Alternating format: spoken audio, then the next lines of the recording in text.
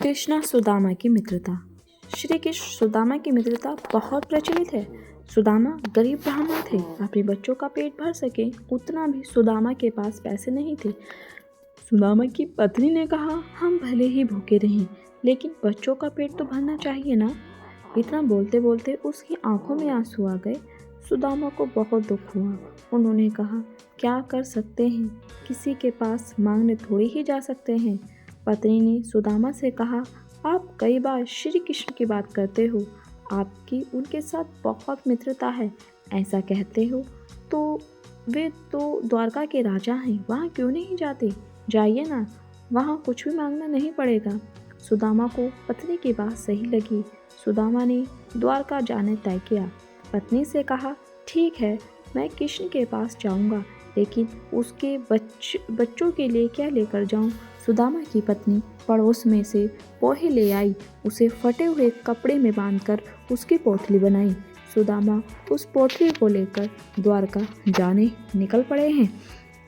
श्री कृष्ण और सुदामा की मित्रता के चर्चे तो दूर दूर तक हैं। इनकी चर्चा किसने नहीं सुनी है। सुदामा बहुत गरीब हो चुके थे, उधर श्री कृष्ण द्वारका के राजा बने हुए थे।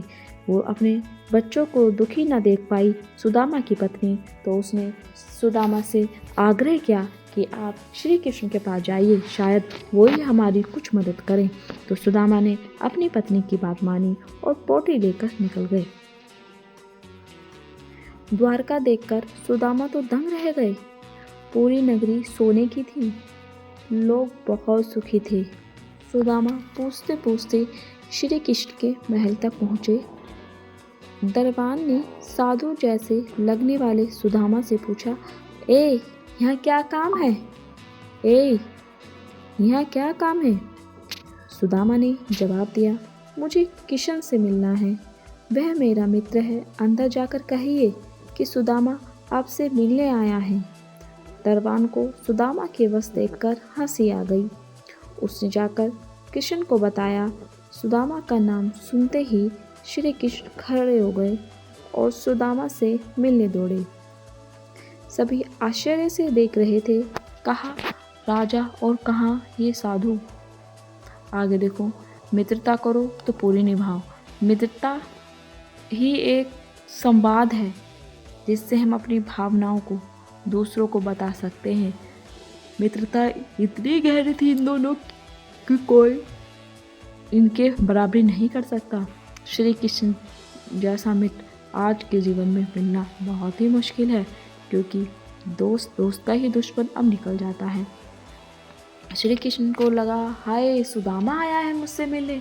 उन्होंने किसी की एक न सुनी और वो उसको उनके पास जाने के लिए निकल गए। और द्वारकाधीश थे वो, और जो द्वारका के लोग थे जो उनकी सेवा करते थे, वे आश्चर्यचकित हुए, हाय ये साधु इनका दोस्त कैसे हो सकता है? क्या वाकई में वो श्री कृष्ण के दोस्त हैं? तो भाई द्वारका के लोग भी देखने लगे कि ऐसा कैसे हो गया। सुदामा के पास बहुत ज़्यादा कंगालियत आ गई थी, तो उसके पास अच्छे वस्त्र भी नहीं थे कि वो अच्छे से कपड़े, साफ सुथरे से कपड़े पहन के आ जाए। उसके पास कुछ भी नहीं बचा था, बस आखिरी सहारा बचा था तो श्री कृष्ण का बचा था। उसे उम्मीद थी कि श्री कृष्ण जो मेरे मित्र हैं वो मेरी मदद ज़रूर करेंगे। लेकिन देखते हैं अब कहानी में क्या होता है। क्या श्री कृष्ण वाकई में सुदामा जी की मदद करेंगे? अब देखते हैं आगे क्या होता है।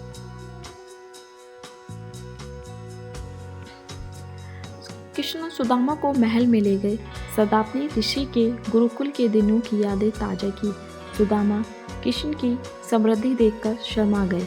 सुदामा पोहे की पोटली छुपाने लगे, लेकिन श्री कृष्ण ने खींच ली। कृष्ण ने उसमें से पोहे निकाले और खाते हुए बोले, ऐसा अमृत जैसा स्वाद मुझे और किसी में नहीं मिला। बाद में दोनों खाना खाने बैठे। सोने की थाली में अच्छा भोजन परोसा गया। सुदामा का दिल भर आया। उन्हें याद आया कि घर पर बच्चों को पूरा पेट भर खाना भी नहीं मिलता। सुदामा वहाँ 2 दिन रहे। वे कृष्ण के पास कुछ मांग नहीं सके। तीसरे दिन वापस घर जाने के लिए निकले। कृष्ण सुदामा के गले और थोड़ी दूर तक छोड़ने आ गए। घर जाते हुए सुदामा को विचार आया, घर पर पत्नी पूछेगी क्या लाए, तो वे क्या जवाब दूंगा मैं। सुदामा घर पहुँचे, वहाँ उन्हें अपनी झोपड़ी नजर ही नहीं आई।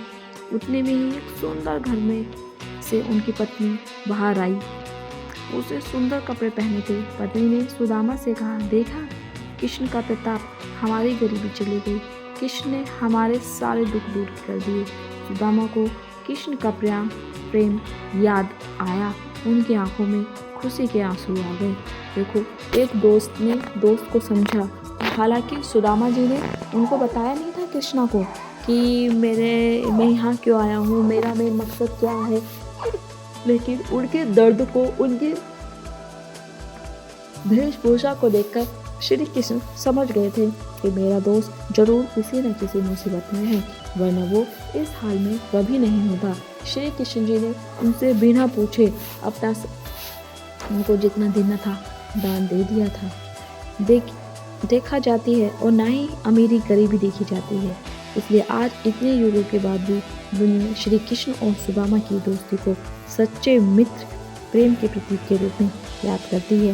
अगर आपको वीडियो पसंद आई है तो प्लीज़ वीडियो को लाइक करें, सब्सक्राइब करें, शेयर कराएं। अगर आपको वीडियो में कुछ भी कमी नज़र आई है तो आप कमेंट सेक्शन में कमेंट्स करके बता सकते हैं। धन्यवाद।